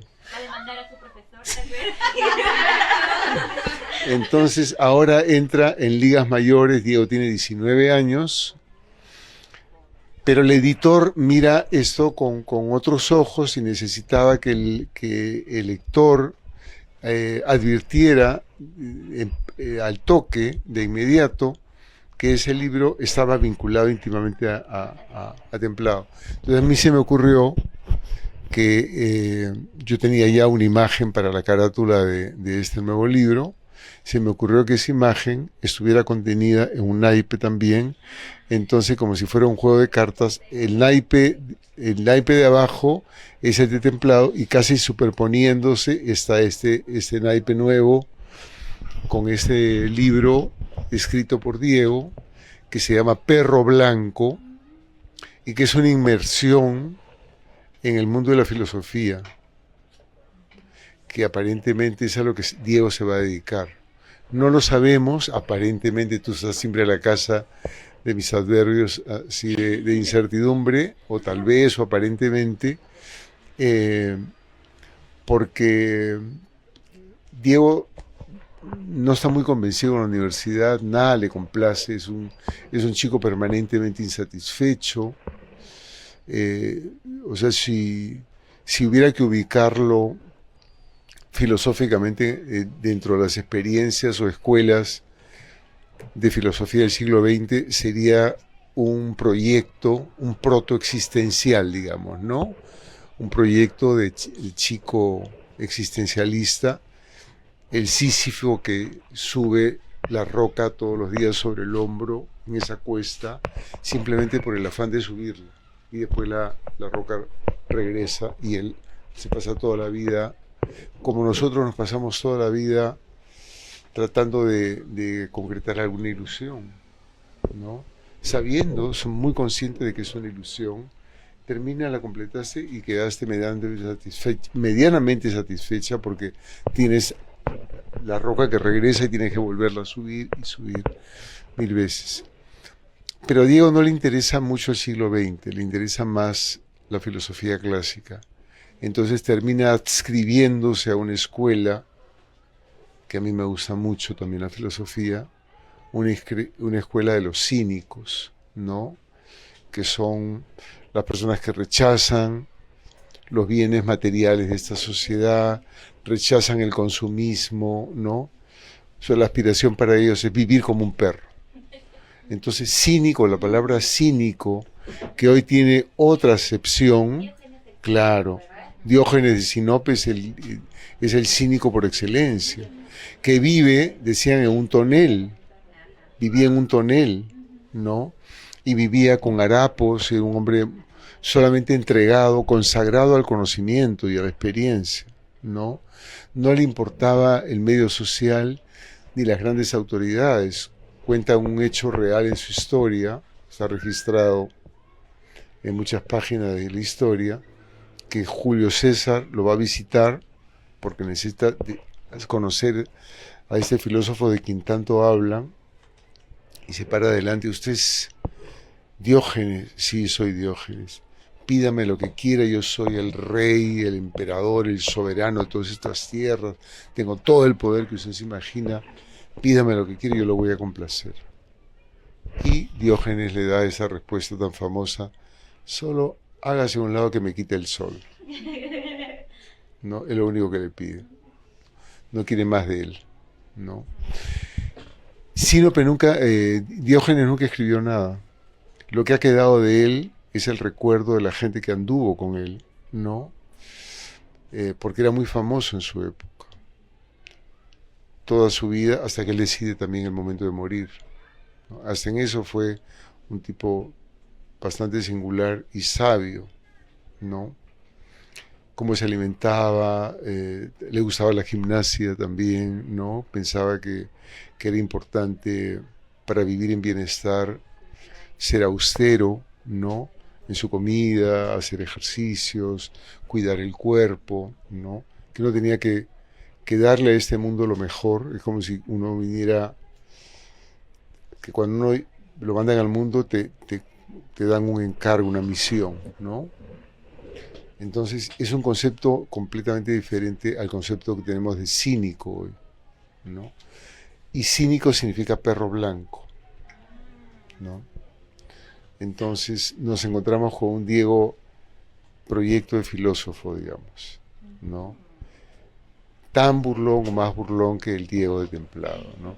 Pero súper arrepentido y rochoso de que se haya publicado ese libro, ¿no? Templado. Claro, muy diferente. Ay, qué emoción todo lo que se ha contado. ¿Nos lee un fragmento? Yo voy a leerle, sí, ahora. No sé si es Antes de, sí, justo antes de que pasara la lectura del maestro, ¿Cómo no?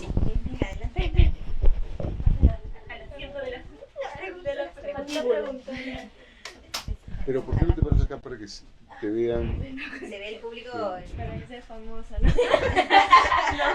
No desaproveches tus 15 minutos de trabajo.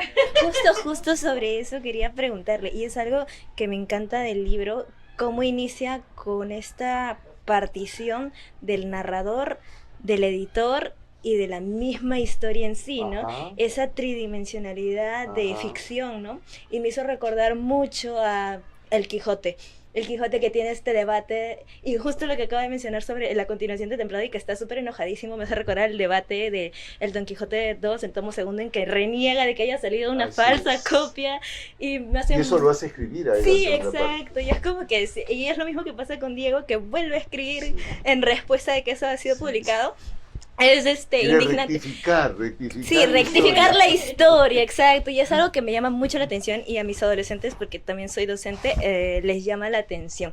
Y he notado que justo, me parece revisando una de sus entrevistas, menciona algo de que debe ser captado el adolescente al inicio del libro, porque si no tienes esa captación, los chicos probablemente pues, Sí, lo pasen de largo, y es algo que pasa, por ejemplo, con Percy Jackson, que es un libro que, bueno, sabe que a mí me gusta bastante, e inicia con este tema muy similar a este de rescatar algo, ¿no? Por ejemplo, también en la Edad Media, ¿no? Cuando en el siglo X, cuando se empiezan a narrar estos cuentos, siempre dicen, no, yo le he rescatado, lo mismo con el Quijote, ¿no? Yo he rescatado la historia de este caballero andante, ¿no? Y es igual lo mismo, ¿no? El profesor rescata la historia de Diego y la publica, y pues luego hay todo este lazo de la ficción que compromete también al lector, porque muchos aquí estamos súper emocionados por saber qué pasó con Diego y cuál es la respuesta de Diego. Entonces, era una observación, una pregunta: ¿cómo es que construye esa ficcionalidad a través de todo ello, ¿no? Y ese compromiso que hay por el lector por continuar la historia y entrar en el debate. ¿Cuál es su nombre? Lucía. Lucía, muchas gracias. Muchas gracias por tus observaciones. Más que preguntas, porque en realidad es como da para desarrollar toda una tesis, ¿no? Porque el libro, yo hace un momento dije que en los polos se encuentra el autor, que es una entidad humana, y el lector, ¿no? Y todo lo demás es ficción. Entonces, ¿qué hace el autor? Crea un personaje que cuenta una historia. Diego cuenta una historia. Pero para que esta historia, que es una historia íntima, llegue a las manos del lector, es preciso que sea descubierta por alguien. Y aparece un profesor, que coincidentemente es mi... No vendría, no sé, ¿cómo se llama cuando alguien tiene tu mismo nombre? Tu homónimo, ¿no? En realidad es mi homónimo. Ese profesor dice haber descubierto un folder y firma como Jorge Eslava, pero yo no me comprometo. Yo ya no enseñaba en colegio, ¿no? Tampoco encontré nada. Pero el hecho de que ese prólogo sea escrito por el profesor Jorge Eslava y que el autor sea Jorge Eslava, le da mayor, es un juego, le da mayor verosimilitud. Y que el profesor que ha descubierto ese manuscrito diga que él encontraba cierto valor literario, pero que no estaba del todo convencido. Entonces fue a buscar a una amiga editora. Y la editora tiene una participación activa en el libro porque las notas a pie de página, todas o casi todas son de la editora. Entonces, para que ese libro llegara a sus lectores, fue preciso cruzar varios puentes, ¿no? El puente del autor hacia el personaje, el puente del personaje descubierto por el profesor, el puente de la editora que autoriza la publicación de un libro que considera valioso, ¿no? Y todo eso no son sino pilares de la ficción, ¿no? Para sostener con mayor solvencia la verosimilitud, ¿no? Por ahí creo que iba tu pregunta, ¿no? Ahora, desde luego que tomo elementos para construir a Diego de mi propia experiencia de adolescente y de las cosas que he observado en el colegio, con los chicos, ¿no? Y en calidad de profesor. Pero Diego es una construcción cultural que tiene mucha similitud con el chico que fui, ¿no? Desde luego yo no me llamaba Diego, pero quien sí se llama Diego es mi hijo, que me va a trascender, de todas maneras me va a trascender. Entonces, que haya bautizado al personaje con el nombre de mi hijo también creo que tiene una carga simbólica fuerte, ¿no?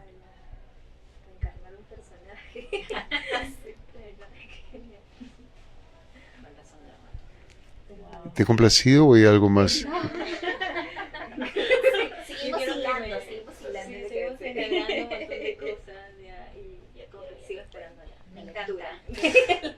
Yo quería que Vanessa diera su versión. A mí me interesaba porque Vanessa sale magullada de la novela, ¿no?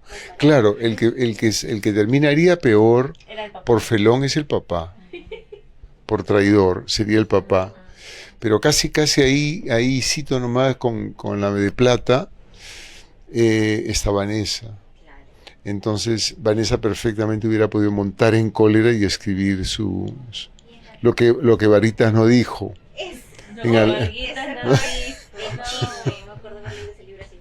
No. Bueno, pero ahora ya ha terminado Perro Blanco y probablemente impreso, no lo sé si está impreso, pero ya debería estar impreso. Ya está, el libro yo he estado de viaje y he estado un poco desvinculado, pero este sí es el momento ahora de que Vanessa escriba, ¿no? Esa es una novela que ya me la tengo prometida, ¿no? Además es un lindo desafío escribir desde la piel, la voz, ¿no? Las entrañas de una mujer. Me gustan los personajes femeninos porque tienen una sensibilidad diferente, ¿no?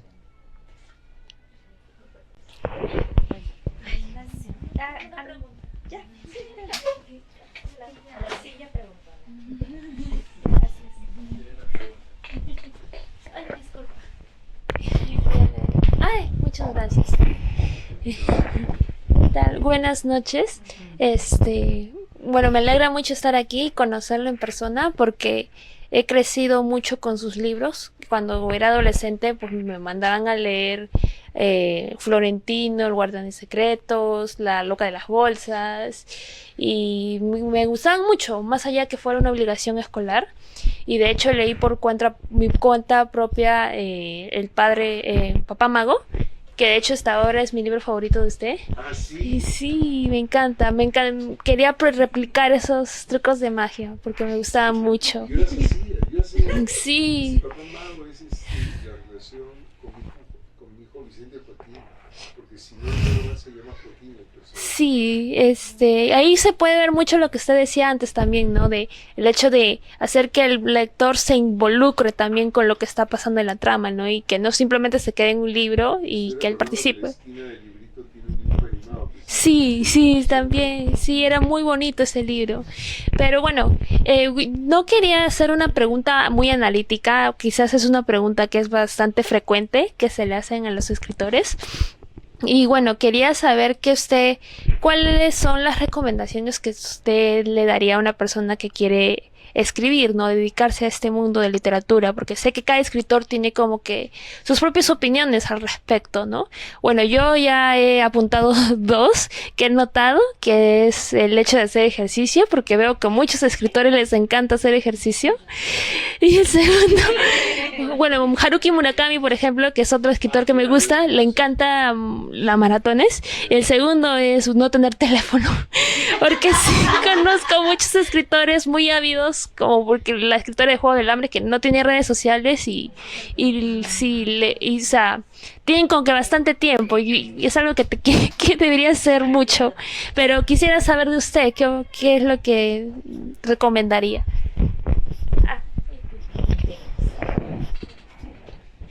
¿Cuál es su nombre? ¿Cuál es su nombre? Anaela. Anaela. El término recomendar es muy grande en ese momento. Sugerir o simplemente contar cómo me he ido construyendo yo como escritor, ¿no? Uno, por lo general, tiende a ser muy, muy lector, un voraz lector, un lector insaciable y, curiosamente, leer de todo. Cuando yo tenía tu edad, un poco menos, un poco más, yo quería solo escribir poesía y leer poesía, ¿no? Siempre tuve muy claro que necesitaba pasar por las lecturas cada vez más complejas, más difíciles, más hondas, también sufrientes, no necesariamente el afán de buscar el placer en la lectura. Y el resultado de la lectura va a crear una persona en uno diferente, que te vas a parar de un modo. Digamos, si todos van perpendicular al piso, tu posición es un poco oblicua con respecto a los demás. Te paras de un modo diferente, ¿no?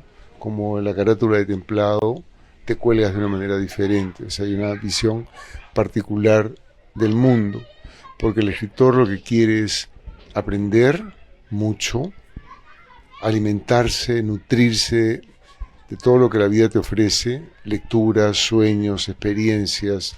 Vivir intensamente es una buena sugerencia, vivir intensamente, lo cual no significa ser un bohemio o ser un borracho, ¿no? Porque puedes llevar la vida por otro lado. A mí no me gustaba mucho la bohemia, por ejemplo, ¿no? La he practicado muy poco. Tampoco he formado parte de círculos, de grupos poéticos. Siempre he tenido como una participación lejana, insular, ¿no? Pero hay gente que sí ha necesitado de los grupos. Yo creo que a mí lo que me libró de no formar parte de grupos, porque el grupo se forma para socializar, ¿no? Actúan como tribus. Mi espacio de socialización yo lo encontré muy temprano en la docencia. A mí me encantaba, más que vincularme con mis colegas, con quienes mis relaciones no eran muy cercanas, me encantaba acercarme a los jóvenes, ¿no? Yo estoy casi convencido que he terminado siendo profesor como un deseo de frenar la edad, por lo menos interior, ¿no? Una idea de mantener cierta lozanía, cierta adolescencia. Todo lo que significa la adolescencia me fascina. Sé que es un terreno inhóspito, difícil, complicadísimo, pero también es un tiempo de placer, de crecimiento, de invulnerabilidad, de sentirte todopoderoso, ¿no? Por eso estos sueños de grandeza, de heroísmo, o sea, los deportes, ¿no? Las grandes exigencias te las planteas cuando eres adolescente. Nada te va a pasar, eso es lo que crees, ¿no? Ese era el adolescente que fui. Mi padre tenía una gran biblioteca, era muy lector, y empecé a descubrir también el gran poder magnético de la soledad, ¿no? No me molestaba ir al cine solo, por ejemplo, no me molestaba pasarme horas en una biblioteca o en una librería buscando libros, me encantaba ir de casa de libros. Siempre me ha parecido un poco ridículo esos señoras o señores que entran a una librería y apenas ponen el primer pie y ya están preguntando, ¿me puede recomendar un libro para un niño de 8 años? O sea, son incapaces de acercarse al espacio infantil y hojear libros. No les interesa, no tienen criterio pero tampoco les interesa, ¿no? Como también me resulta muy difícil muchos profesores que no leen, ni siquiera lo que mandan leer, y tienen el descaro de evaluar libros que no han leído, ¿no? Entonces, yo creo que la lectura es un alimento indispensable para alguien que quiere convertirse en escritor, porque hay un momento en que descubres, por ejemplo, yo ahora regreso en taxi a mi casa y seguramente a lo largo del trayecto voy a pensar, mejor hubiera contestado esto, o acá hablé demasiado, ¿no? O sea, uno se corrige, se va corrigiendo. Bueno, la gran oportunidad que tienes para corregir tus ideas, tu mundo de ver, es la escritura. Porque hay una condena, la escritura queda fija en el papel, pero antes de que quede fija tienes la posibilidad de revisarlo, enmendar, corregir, cambiarlo, tacharlo, botarlo al basurero. García Márquez decía, el elemento más valioso de un escritor, de su estudio, es el basurero. Dime cuánto botas, porque de acuerdo a eso sabré cuál es la esencia que tú recuperas, ¿no? Entonces, la vida te demuestra que, por lo menos me demostró a mí, que mi lenguaje cotidiano era insuficiente para comunicar lo que yo tenía que decir, ¿no? Para empezar con el amor, ¿no? Mi mejor declaración no alcanza, creo yo, la profundidad de mis poemas de amor. En mis poemas de amor estoy más hondo, estoy mucho más comprometido con mi materia de trabajo. Entonces te das cuenta que tu lenguaje cotidiano es pobre, ¿no? Y necesitas no esa moneda de bronce cotidiana, sino una moneda de plata, por lo menos, escribes. Porque es un lenguaje que está más cerca de tu interior, ¿no? Y la soledad, la lectura, la vida intensa. Y voy a decir algo que puede no gustar, y la pareja, ¿no? O los amigos, si quieres, también, ¿no? De quiénes te rodeas, quiénes te acompañan, ¿no? Para mí ha sido muy importante en mi vida algunos maestros de San Marcos, en particular uno, Washington Delgado. Para mí ha sido capital, como ha sido capital también en mi trabajo como profesor, mi vínculo, mi amistad con Constantino Carballo, ¿no? Soy de las personas que me precio mucho de tener poquísimos amigos. Ahora me queda uno, tenía 3, me queda uno, pero compañías excelentes. Y la pareja también es un riesgo, porque uno se casa en la vida, tienes 2 pasiones, ¿no? Una que tiene que ver con el otro, ¿no? La pareja que eliges, y la otra que tiene que ver con tu pasión secreta, íntima, ¿no? En mi caso la literatura. No sé si la literatura o el deporte, pero hablemos de la literatura. Te casas, o sea, amarras tu vida con esas 2 relaciones.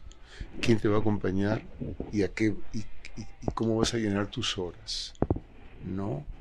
Si lo vas a llenar con desagrado, con fastidio, con malestar, no vale la pena vivir.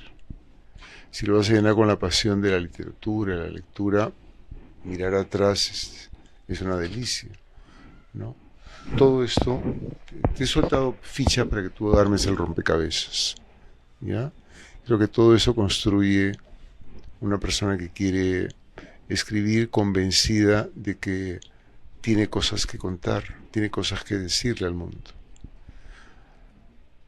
Tenemos tantas relaciones con el mundo, tantas relaciones, y tenemos tantos cuestionamientos, ¿no?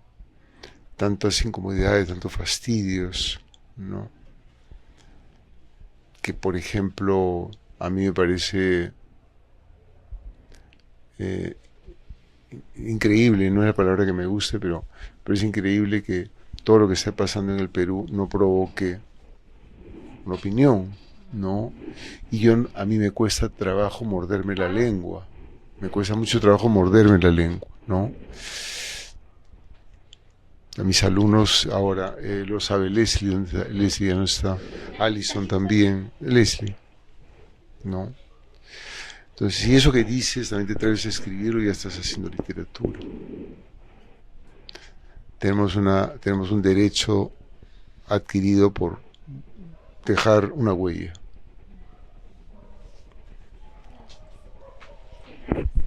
Gran respuesta. Ya tomé nota. Bueno, entonces ahora se podría proceder con la lectura de un fragmento. Sí. Vamos a tener, bueno, es una continuación de Templado o una negación. Lo averiguaremos. Pero es un reencuentro con Diego. Es volver a la compañía de Diego, es volver a tener a Diego a nuestro lado. Sí, a continuación el maestro Eslava nos va a ayudar a reencontrarnos con Diego, el protagonista de Templado. Esta novela se llama, gracias Mirela de nuevo, esta novela se titula Perro Blanco y voy a leer 1 o 2 capítulos, los iniciales, ¿ya? Luego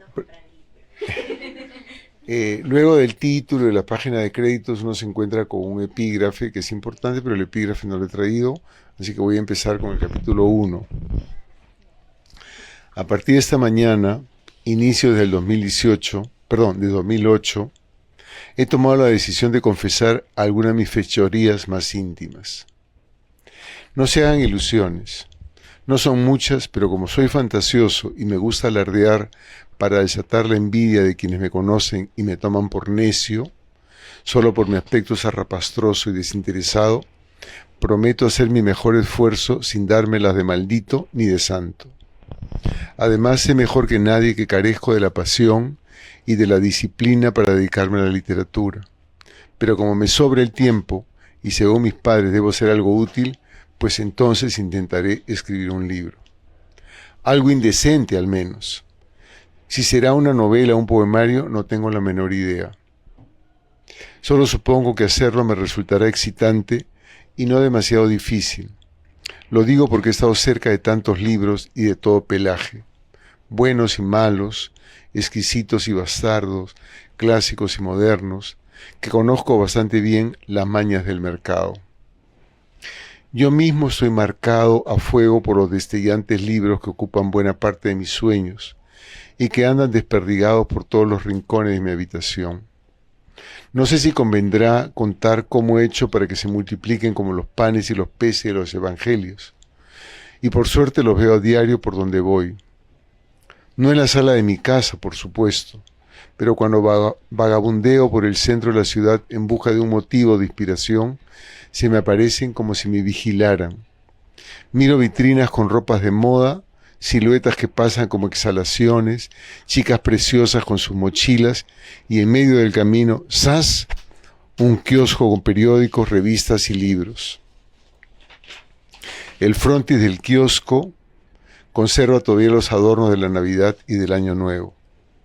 Cruzo la calle, sorteo a un mendigo, no tengo ni un centavo en los bolsillos, y me detengo ante una tienda de instrumentos musicales, con sus guitarras y bajos eléctricos colgados como estalactitas. Me desplazo por la pista a causa de una construcción y me encuentro con una librería. Detrás del cristal resplandecen las publicaciones recientes, con sus carátulas vistosas y de tapa dura. Está claro que no atravieso la puerta para evitar cualquier tentación, pero desde el umbral contemplo las mesas rebosantes de libros y muchos más apiñados en los anaqueles laterales. todo tan bien ordenado que conforma un hermoso paisaje. Ya no me sorprendo de este florecimiento, porque cuando acompaño a mi madre al supermercado, a la muerte de un obispo, mientras empujo el carrito como un androide, también aparecen de improviso unos escaparates ilustrados entre los alimentos orgánicos, las carnes y los lácteos descremados. Me pregunto si realmente me espían o si padezco de una personalidad paranoica, pero solo me ocurre con los benditos libros, porque los disfruto al punto de acomodarme en el piso y congelarme el trasero hojeando libros infantiles y de superación personal, e incluso recetarios de cocina, mientras mi madre continúa con sus compras de la semana.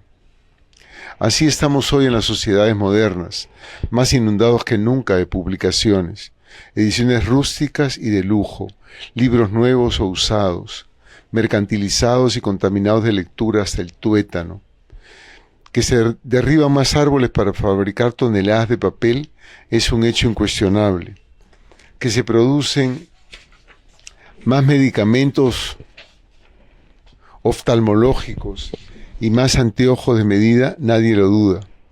Es peor que una peste. Yo no entiendo por qué demonios se quejan tanto los profesores de humanidades de que no se lee. Ahora se lee mucho más, pero ellos ni se enteran de la cantidad de librerías que abren sus puertas, ni de las pequeñas editoriales independientes que se fundan casi clandestinamente, además de la nueva forma de lectura que existen por Internet. Solo para mencionar una, y pasaré de los blogueros y youtubers, estamos en el 2008. El proyecto Gutenberg, la más portentosa biblioteca de libros electrónicos gratuitos, tiene 27.000 libros, aunque solo el 10% en castellano en sus casi 40 años de vida. Cortemos ya con esa falsedad de que antes los chicos leían bastante y que ahora somos unos reverendos analfabetos. Mis profes arremetían en clase contra nosotros con frases insultantes, y Pavel, mi amigo que está en otra universidad, que seguramente será un personaje de este libro, me cuenta barbaridades de lo que él llama la inteligencia colonial. Yo estoy seguro de que buena parte de los profesores no abren un libro desde que terminaron el cole. Y eso, yo acabé la secundaria hace unos años, 3 para ser exacto, pero declaro que no he encontrado mejor cosa en el mundo que leer cualquier texto que aterrizara frente a mis ojos. Pero ahora se trata de escribir. Cuando acababa de terminar el colegio, eso me pareció una hazaña, porque jamás había sentido ninguna emoción al atravesar el portón que no fuera una inmensa desidia, como una masa blanduzca que tomara totalmente posesión de mis músculos y mi cerebro. Ah, la desidia, cómo me complace esa palabra, porque no conozco otra en castellano que tenga tan bellos sinónimos: indolencia, desgana, indiferencia, asidia o molicie. Cualquiera de ellas podría ser el título de mi libro, pero estaría exagerando, porque esa falta de voluntad apareció recién en los 2 últimos años de colegio. Al menos hasta tercero de secundaria me sentí un pequeño rey en los lugares, que eran como mis dominios: el patio donde jugaba pelota y la biblioteca donde leía como un condenado a cadena perpetua. Cuando dejé de encontrar allí novelas interesantes, el aburrimiento empezó a asfixiarme y pensé que ganaría algo con el cambio de colegio, pero fue un desastre. De mi experiencia escolar no hay más que eso. Lo de la historia de amor que me monté en ese diario que luego se publicó como Templado fue pura imaginación, pero me sirvió como pretexto para largarme de ese antro. Lo cierto es que terminé en otro colegio, de menor prestigio, una vieja casona donde pasábamos el recreo dando vueltas alrededor de una azotea cercada por mallas metálicas como un gallinero. En la ceremonia de graduación volvieron a presentarme como un, comillas, chico aplicado pero que desperdicia su talento. Es lo mismo que figura en la revista que publicó el colegio y que no me atrevo a negar. No solo era evidente, sino que debo reconocer que yo hacía verdaderos esfuerzos para que se notara la incuria, otro sinónimo, que me producía cada clase y también cada tarea que nos dejaban. Cuánto me hubiera gustado que el tutor o cualquiera de los profesores, tan sabios y brillantes, se permitiera el menudo trabajo de decirme por qué me sentía tan mal, por qué no dejaba de pensar en ella, aunque nunca diría que era por amor. ¿Por qué rechazaba ponerme el uniforme o peinarme o escuchar algunas canciones? ¿Y por qué me invadía esa asquerosa flojera de hacer lo mínimo posible para probar cuando me alumbraba tanto talento? Esa es la cuestión. 2. He releído como 100 veces el primer fragmento y está lejos de satisfacerme. Aunque lo he corregido una y otra vez, no tengo ningún motivo para enorgullecerme. Y me defraudaría si a ti te ha gustado. Te lo aseguro, no está a la altura de mis pretensiones ni de mi ingenio, pero lo he dejado tal como está porque llega un momento en que comprendes que no ha sido un buen día, pero necesitas agarrarte de algo para continuar, porque si no, te pasmas. Es entonces cuando me repito, toma aire y avanza sin preocuparte demasiado. Es una cosa de actitud. Aprendí que la paciencia puede concederte sabiduría y que más bien la desesperación puede desbarrancarte. Eso lo descubrí en el cole, en segundo de secundaria. Me acuerdo de una tarde en que me atormentaba por resolver un teorema y no me salía por nada. Entonces simplemente guardé mi cuaderno hasta el día siguiente, cuando no hice más que llegar temprano y copiar la resolución de un compañero. Logré entregarlo de lo más bien y nadie se enteró nunca. Y seguí haciendo lo mismo hasta quinto, sin remordimientos, y todo gracias a mi actitud positiva. Por eso venero la paciencia, aunque soy la persona más ansiosa que conozco, y estoy seguro de que si me desespero sería peor. Correría el riesgo de quedarme clavado como una estaca en medio del mar, como esos pilotes que han sobrevivido a algún antiguo muelle y que languidecen abandonados y carcomidos por la brisa. Como nadie quiere terminar mal, y menos yo, he decidido avanzar resignadamente en este relato de la manera más natural, y si bien noto que el comienzo luce demasiado intelectual, no puede negarse que tiene sus toques de interés. Para empezar, he prometido algunas confidencias íntimas. Ya irán saliendo para vergüenza de mi familia. Después he declarado mi fervor desenfrenado por la lectura y otras formas de conocimiento. También he nombrado a Pavel como personaje secundario, lo cual garantiza apenas unos chispazos de humor agrio. Y finalmente me tiene a mí como personaje central. Del resto del reparto, ni idea. Claro que este protagonismo no asegura nada divertido al lector. Más bien quienes me conocen y hablan bien de mí dicen que soy de lo más petulante y pesado. Aunque a veces intento ser chistoso, soy completamente anodino e insulso.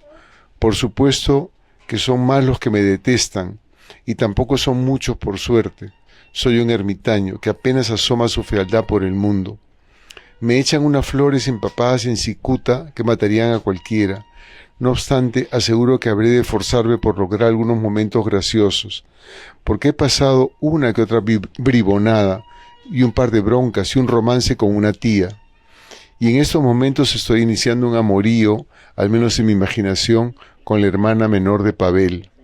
Pero ahora se trata de escribir. Entonces terminé el colegio por cansancio. Digamos que tiré la toalla sin pena ni gloria. En la ceremonia de graduación hubo diplomas para todos los gustos, primeros puestos, deportistas destacados, participación afectiva, espíritus creativos, en fin, menos para mí. No sé si esa carencia debe ser motivo de orgullo, pero la sensación de soledad me gratificaba.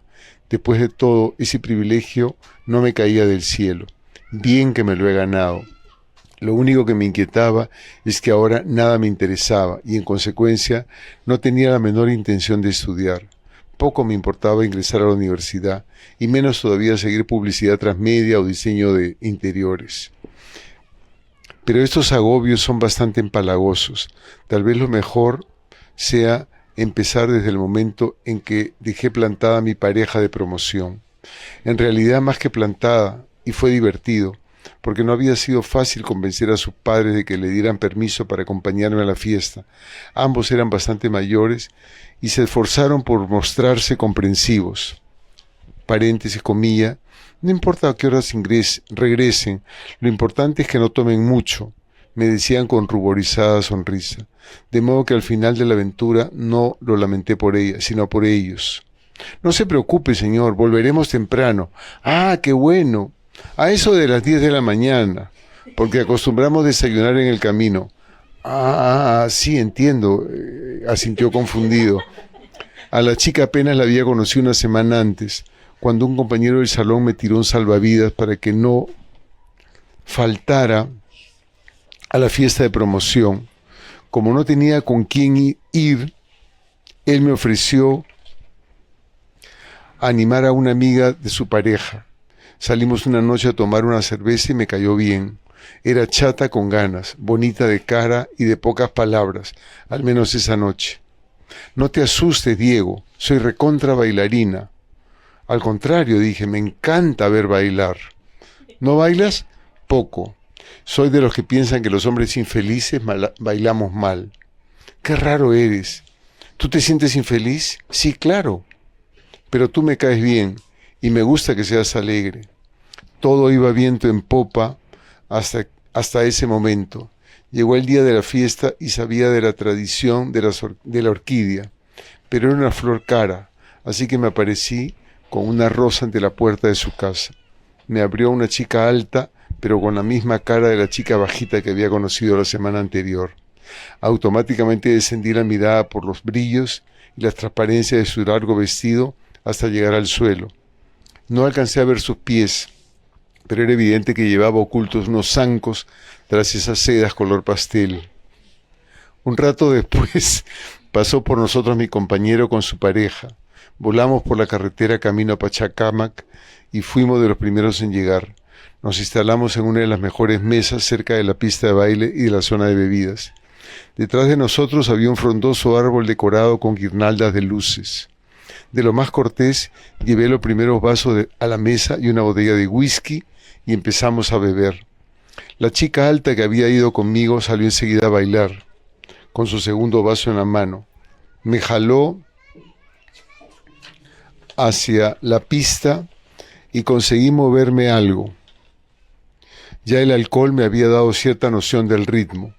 Cuando terminó la pieza quiso empalmar con la siguiente, pero le pedí chepa. Está bien, me dijo, y me estiró su vaso, pero sírveme otro. Le sirvió otro trago con mucha agua y hielo. No pareció darse cuenta. Ella continuó bailando y unos minutos después regresó a la mesa. ¡Qué rica música!, exclamó, y enseguida me miró. Descanso una y salimos a bailar la siguiente, no seas aburrido. Está bien, acepté. Volví a servir los vasos y evité el mío. Tenía claro que mientras bebiera poco no perdería el ritmo, pero tampoco había ido para eso. A mí me gustaba charlar e intenté iniciar una conversación ligera. No se me ocurrió otro tema que qué estudiaríamos el próximo año. Creo que ingeniería, dijo mi compañero. Yo nada de números, replicó mi pareja. Su pareja. Yo voy a estudiar derecho. Puche, exclamó la chica alta. Tenemos un ingeniero y una abogada. A mí me encantaría ser promotora de eventos. ¿Una especie de gestora cultural?, pregunté estúpidamente. Nada que ver, exhaló con su sonrisa. Me gustaría diseñar propuestas de servicio de catering y comercialización de eventos sociales. Ah. ¿Y tú, preguntón? Nada, me tomaré un año sabático. ¿Qué es eso?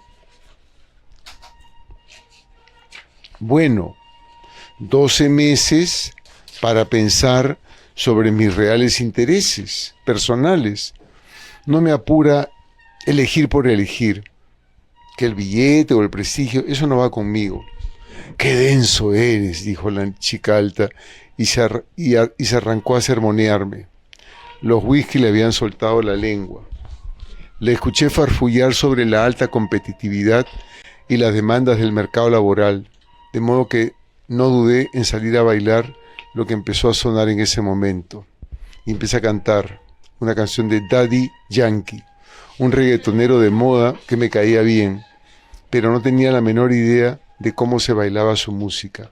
Miraba de reojo a las otras parejas y trataba de imitar sus meneos excitantes, pero por más que hacía no pasaba de parecer una marioneta con los hilos rotos. Cuando volvimos a la mesa, la chica alta se bebió de un sorbo el whisky que le quedaba. Me acercó su vaso vacío y me miró con despecho. Eres mi pareja y ni siquiera me sirves. Suspiré y llené su vaso hasta el borde. Te has resentido solo porque te he dicho la verdad de los estudios, dijo. Y enseguida retomó el tema de la globalización del comercio y del manejo de las nuevas herramientas tecnológicas. Voy por más hielo, dije para escapar. Me paré y di una vuelta por la fiesta que empezaba a descontrolarse. De vez en cuando echaba una mirada hacia mi mesa y la veía a ella bailotear sin rumbo. Un rato después atiborré el cubo de hielo y regresé. Los tres estaban sentados comiendo. Se habían servido un buen plato de puré, legumbres, brochetas de pollo y huevos rellenos. Bebían vino y comían tan concentrados que ninguno reparó en mí. Pero yo hice un descubrimiento. La chica alta se había sacado los zapatos de taco aguja y parecía descansar sus pies de tantas contorsiones y volteretas. Sabía que en esas condiciones había vuelto a su estatura normal. La miré y me propuse darle un escarmiento si se le ocurría abrir nuevamente la bocaza para tratar el tema de la globalización de los mercados o cualquier impertinencia parecida. Cuando levantó la mirada y me vio. A ver, ¿qué sabes sobre las metodologías para gestionar proyectos?, me preguntó. Entonces me levanté como impulsado por un resorte y pateé sus zapatos por debajo de la mesa. Corrí por el jardín y los recogí a unos metros de nosotros, mientras ella se prendía de mis brazos tratando de alcanzarlos, pero me zafé de sus garras y lancé con todas mis fuerzas un zapato después de otro, hacia lo alto del árbol que nos iluminaba como una estatua de la justicia. Este es el primer y segundo capítulo.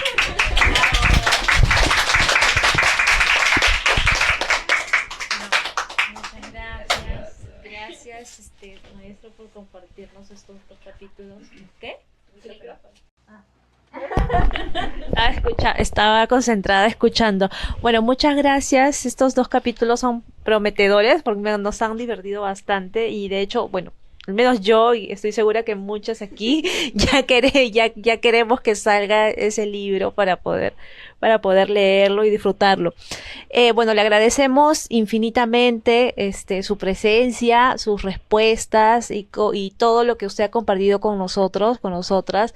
Es muy significativo sus sugerencias y sus reflexiones a partir de la novela, del proceso creativo, de la sociedad, de la necesidad de la lectura. Ha sido muy importante y muy enriquecedor para nosotros, a mí desde el Rincón Literario, también desde Valle Colorete, y bueno, y reitero mi agradecimiento al espacio, también la Biblioteca Fitecantropos. Muchas gracias. También me voy a copiar de lo que has dicho. Solamente voy a cambiar algunos detalles. Yo también agradezco, por supuesto, a la biblioteca. Te agradezco a ti, que hemos tenido lo dije al comienzo, una comunicación espaciada, que te tenía un poco preocupada, pero ya esto se resolvió. Tengo gratitud por ustedes que me han escuchado con paciencia, con benevolencia, con una sonrisa en los labios, asintiendo a veces a alguna opinión. Agradezco eso, la acogida. Y cuando se presente Perro Blanco, me comprometo a invitarlos para la presentación. Me gustaría... No se suelen presentar libros de literatura infantil o juvenil, pero si la editorial no se anima a hacerlo, yo lo haré por mi parte. Bien, por favor. Nosotros. Sí. Pues estupendo. Ya está. Ya. Soy de verdad súper agradecido, ¿no? Que un chico, ¿tú qué edad tienes? ¿12? ¿11? Se haya quedado todo el rato, me parece una maravilla. Muchísimas gracias. Muy bien. Ahora vamos a cortar, ¿no? Para brindar con un vinito vinito fantasma, un vinito fantasma. Saquen el vino fantasma. Muchas gracias a todos los que nos han seguido por la transmisión de Valle Colorete. Ahora cerramos este importante evento. Gracias. Gracias.